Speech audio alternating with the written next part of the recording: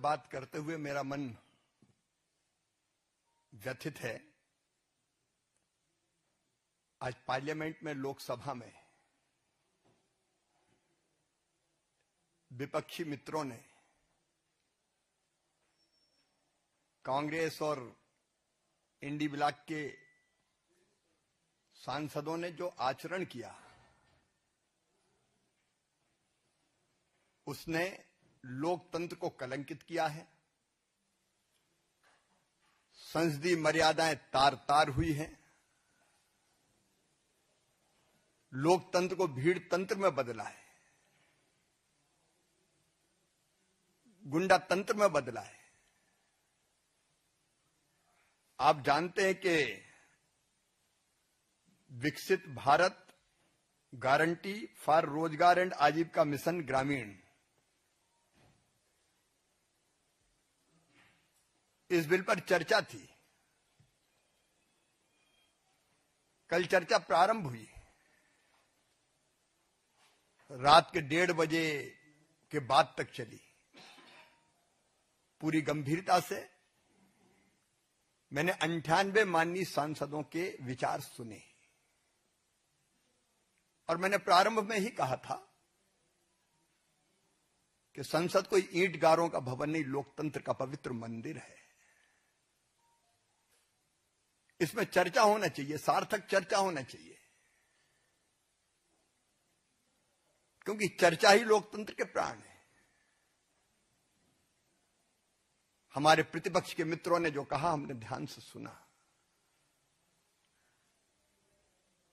और आज मुझे जवाब देना था। मैंने आग्रह किया कि मैं आपके एक एक प्रश्न का उत्तर दूंगा, लेकिन मुझे सुना जाए। लेकिन जैसा अमर्यादित आचरण का प्रदर्शन हुआ, कागज फाड़ के उछाले गए, आसंदी के सामने टेबलों पे चढ़ गए, क्या ये बापू जी के आदर्शों की हत्या नहीं है? अपनी बात कह लो और जब दूसरा बात कहे, जवाब दे, तो बोलने मत दो। क्या ये अनैतिक नहीं है, अमर्यादित नहीं है? मैं उनकी इस कृत्य की घोर निंदा करता हूं। मित्रों, आखिर क्यों व्यथित हैं वो? ग्रामीण विकास और रोजगार को लेकर एक नहीं अनेकों योजनाएं आई। उनकी श्रृंखला है। 1961-62 से ही ऐसी योजनाएं आ रही है। एक योजना आई, कुछ दिन चली, बदल गई, उसकी जगह दूसरी आई, तीसरी आई। संपूर्ण ग्रामीण रोजगार योजना, उसके बाद जवाहर रोजगार योजना, और उसके बाद मनरेगा आई। तो इसमें क्या कोई पंडित जवाहरलाल नेहरू जी का नाम नहीं रखा तो उनका अपमान हो गया। और मैं ये कहना चाहता हूं कि गरीब कल्याण, ये भारतीय जनता पार्टी का संकल्प है और प्रधानमंत्री श्रीमान नरेंद्र मोदी जी के नेतृत्व में एक नहीं अनेकों योजनाएं लगातार गरीबों के जीवन स्तर को बेहतर बनाने का काम कर रहे। इसलिए 25 करोड़ लोग गरीबी रेखा के ऊपर उठे हैं, 4 करोड़ से ज्यादा घर बने, 10 करोड़ उज्ज्वला रसोई गैस कनेक्शन दिए गए। और इस योजना में क्या है? विकसित भारत के लिए विकसित गांव, ये मोदी जी का संकल्प है। तो रोजगार और विकसित गांव, विकसित भारत के लिए, जहां रोजगार के लिए पहले 100 दिन की गारंटी थी, अब वो बढ़ा के 125 दिन की गई है। और उसके लिए पर्याप्त धनराशि प्रस्तावित है। 1,51,282 करोड़ रुपए से ज्यादा की राशि, जिसमें केंद्र का हिस्सा 95,000 करोड़ रुपए से ज्यादा है।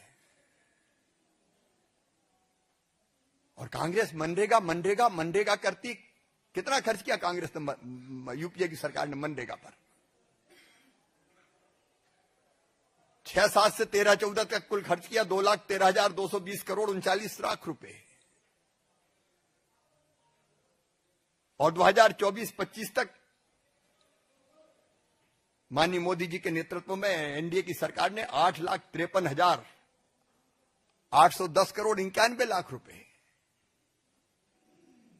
श्रम दिवस उन्होंने सृजित किए। 1660 हमने सृजित किए, 3210। और अगर पूरा किए गए कामों को हम देखें तो 153 लाख उनने कंप्लीट किए, 862 लाख हमने किए।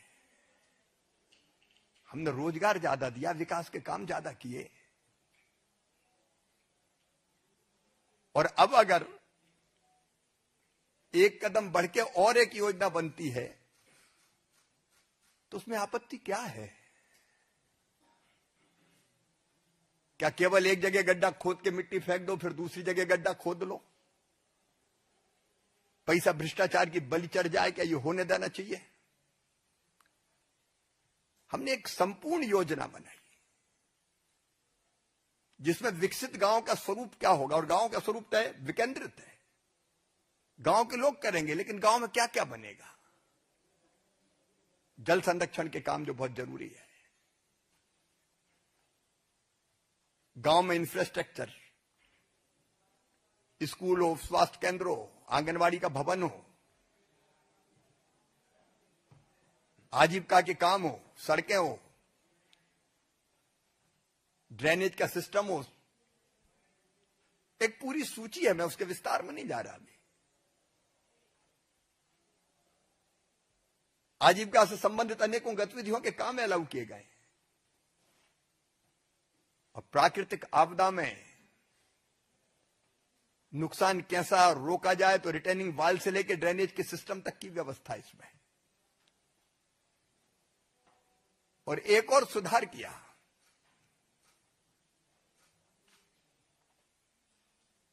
इसमें तय किया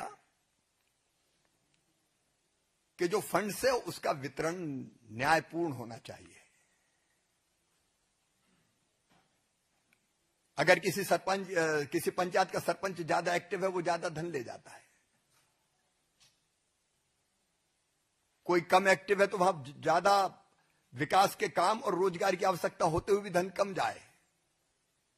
इसलिए तय किया कि एबीसी 3 ग्रेडिंग बन जाए, जो कम विकसित और रोजगार की जहां जरूरत क्या है ऐसी पंचायतें, एवरेज पंचायतें, और जब विकास बहुत हुआ है और रोजगार की जरूरत कम है वैसी पंचायतें। और इस ग्रेडिंग के आधार पर धन का वितरण हो। इसमें किसको आपत्ति हो सकती है? क्या आपत्ति है? बेरोजगारी भत्ता देने के प्रावधान को और पुख्ता किया गया, और यह भी कहा गया कि 15 दिन के अंदर अगर मजदूरी नहीं मिलती तो 0.05% फिर अतिरिक्त रोज देना पड़ेगा देर से मजदूरी देने के लिए। कमजोर वर्गों का विशेष रूप से ध्यान रखा गया। अनुसूचित जाति, जनजाति, अन्य कमजोर वर्ग, दिव्यांग बुजुर्ग। इसमें दिव्यांग बुजुर्ग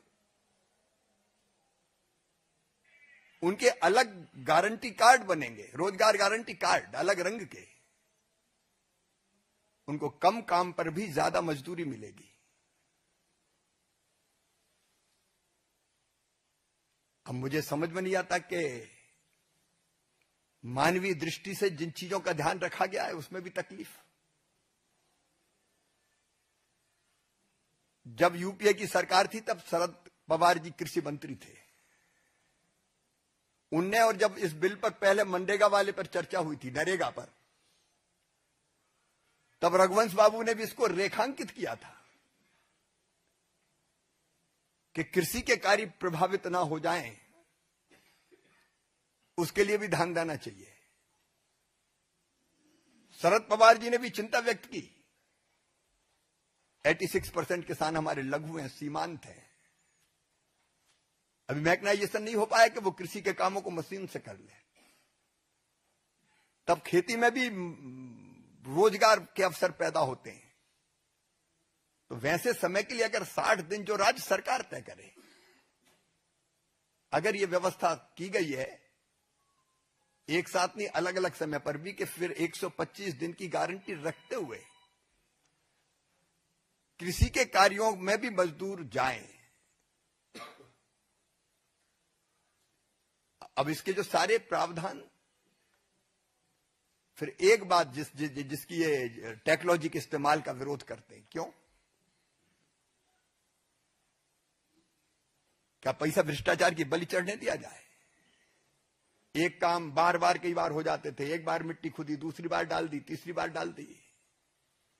पीएम गति शक्ति को जोड़ के ये कोशिश की गई है कि काम का डुप्लीकेशन ना हो।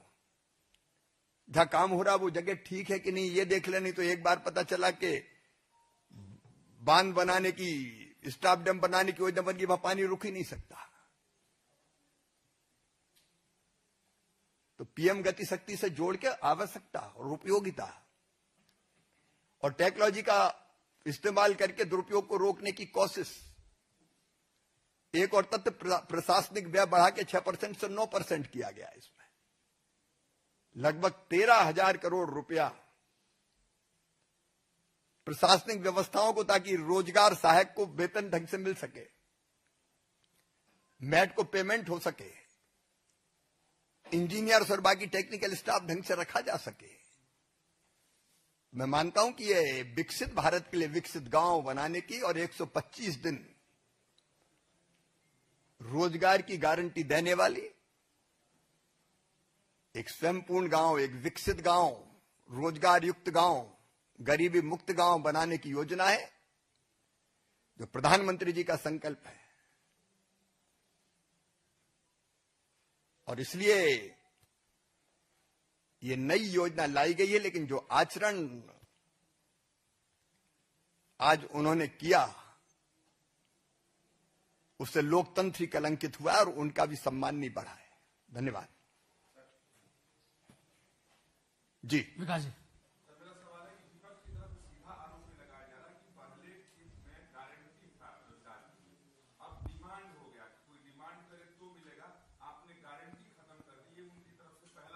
एक 125 दिन की गारंटी है, पहले 100 की थी, अब कानूनी गारंटी 125 दिन की है, कहीं खत्म नहीं की गई। कमलेश जी,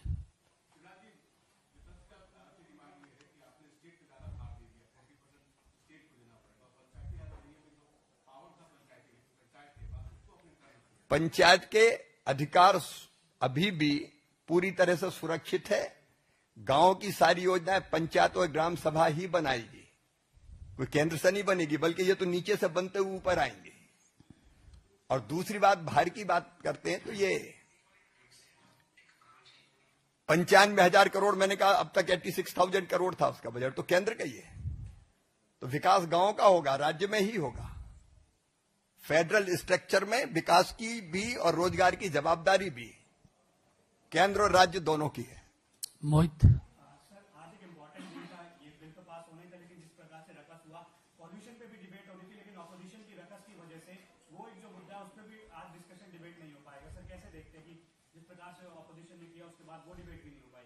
उन्हीं की मांग थी, होनी चाहिए थी पर्यावरण पर चर्चा, लेकिन वो भी हंगामे की भेंट चढ़ गई। आमोद राय जी,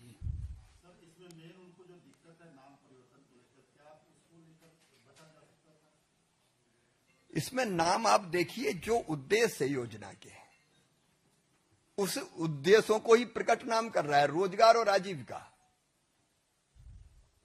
और मैं ये मानता हूं कि बापूजी के ही आदर्श है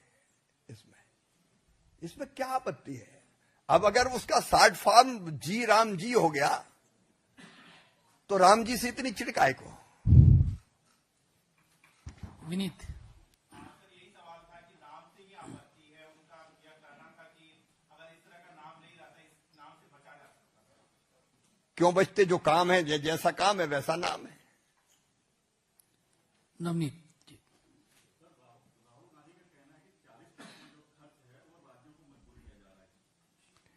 मजबूर नहीं कर रहे, वहां और ज्यादा केंद्र में जो पैसा दे रहा है उससे विकास की दृष्टि से मजबूत हो रहे हैं।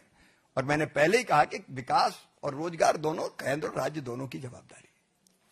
Lalit Kandpal.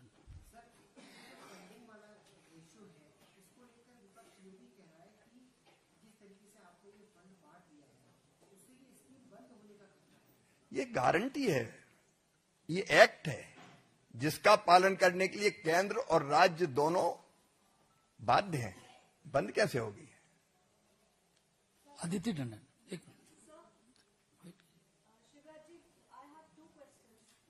One is, how will the scheme roll out on the ground? Because previously it was a demand-driven scheme. Now the scheme is basically a normative funding scheme, where outcomes other than demand will also be factored in. तो पहले होता था कि कोई काम मांगेगा उससे मिलेगा, वो कोई भी काम शुरू हो जाएगा. So now how will it pan out on the ground? आज भी काम मांगेंगे, काम मिलेगा। और ये प्रस्तावित फंड अंतिम नहीं है, और जरूरत पड़ेगी और दिया जाएगा। रेसो केवल 60-40 हो गया है, तो डिमांड ड्रिवन ये आज भी है। आप पूछें। सर, लगातार सदन में हम देखते हैं, जब भी सदन चलता है, चाहे स्पीक खारिज हो या फिर विधानसभा का, हमेशा सदन में हंगामे की वजह से आपको नहीं लगता कि जनता के कुछ मुद्दे ऐसे होते हैं जो पीछे छूट जाते हैं, इसकी जिम्मेवारी कौन लेगा? जो ये हल्ला हंगामा कर रहे हैं उनको जवाबदारी लेनी चाहिए। आज मैं उनके हर प्रश्न का, कल भी मैंने सुना, आज भी उत्तर देता। आनंद उसी में आता, वो वहां पूछते ना। लेकिन ये लोकतंत्र को भीड़ तंत्र में बदलना ये शुभ नहीं है। जी आप पूछिए।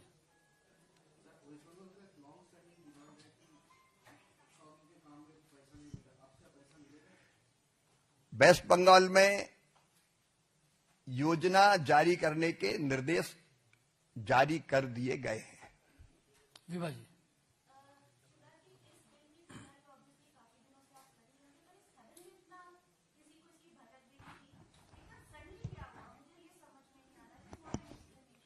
कई दिनों से, कई वर्षों से कई कमियां चर्चा में थी, ध्यान में थी, और रिफॉर्म होने चाहिए ये मांग कई दिनों से की जा रही थी। उसको पूर्णता प्रदान की कि रिफॉर्म में देर क्यों करें, जब सब चीजें समझ ली तो आगे बढ़ना है।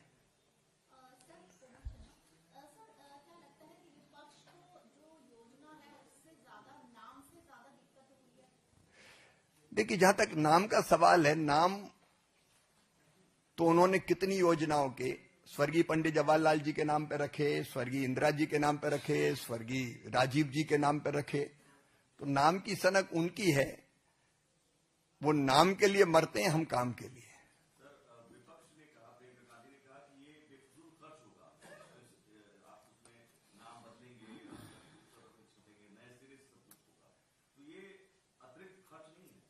अतिरिक्त खर्च कहां से होगा? नाम तो उनने सैकड़ों रखे, और मैं बता सकता हूं कि जब जब उनकी सरकार आई उन्हें नाम बदल दिए। मैं दर्जनों मध्य प्रदेश के और छत्तीसगढ़ के नाम गिना दूं। दीनदयाल जी के नाम पे थे, बदल के फिर दूसरे नाम पे कर दी।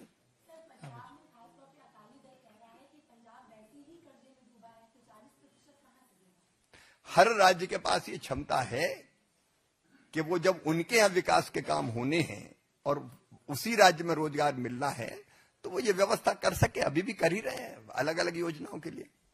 आप पूछिए। सर, मैं कह रहा था कि आपने बताया कि जो दिव्यांगजन होगा उनको लेकर कार्ड अलग होगा, अलग रंग का होगा। अभी तक जो विवाद है वो जो अलग कार्ड बनेगा उसका रंग जो आपके आगे और पीछे उस रंग का तो नहीं होगा। अब रंग के बारे में विचार करेंगे, तय करेंगे जी।